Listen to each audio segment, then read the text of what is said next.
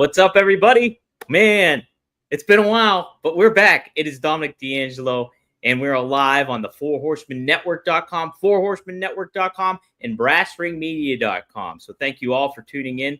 And it is Straight Talk with the Boss. We got just the boss here today. It's Mr. Magnum TA. Magnum, it's been many moons, and I am happy to be back with you here today, man. It has been a minute, and I apologize for being so tied up.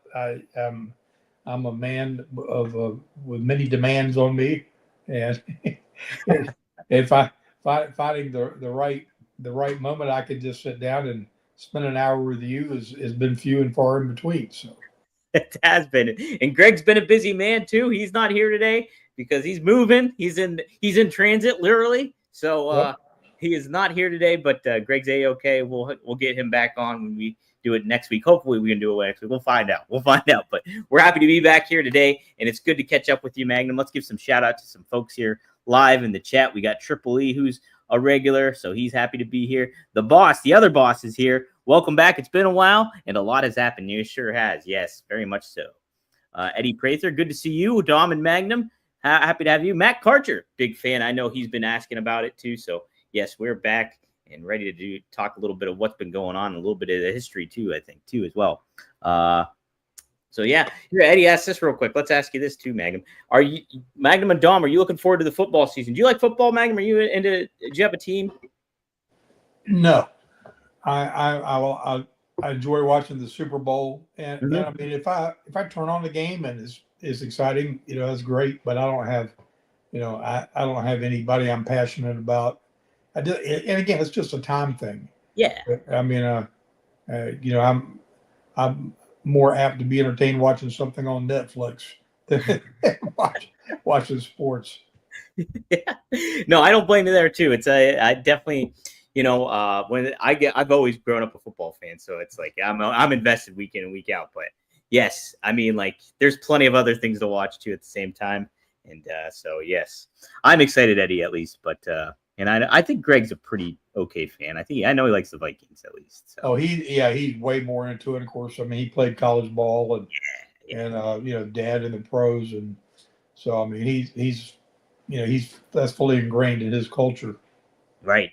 Right. Darren Saley says he's shocked. He thought you were a football fan. Well, I mean, it would seem like a natural fit, but honestly, even I've just never been a great spectator. Right. I mean, I enjoyed playing all kinds of sports and doing it, but watching other people do it has just never been, quite my thing. Back when I was younger and I enjoyed driving, race cars and stuff when I got the opportunity. I never wanted to go sit and watch a race. Interesting. Okay. So that was it. You just don't like spectating necessarily. You like. Yeah, I'm a go out there and do it. If I want to watch something to study a technique or something that I'm interested in about something that kind of intriguing to me, but just for entertainment is never. It's really never been my deal. Now I can watch, and I couldn't do it regularly, but I mean I can watch, college wrestling or Olympic wrestling, when the big events come out and everything, and feel it and get it and understand it because I was so intrigued with that when I was young. But again, I've just never been wired like that. That's interesting. Yeah, no, but. I can certainly understand that too.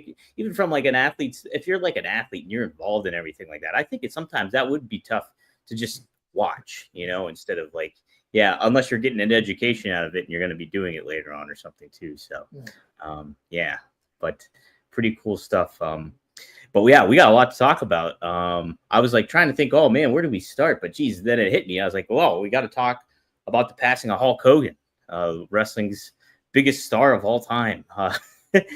Well, Megan, we've talked about him here several times. Greg obviously knows Hulk and the AWA and everything like that. But you always had that interesting take too, that you thought his best run was as a heel.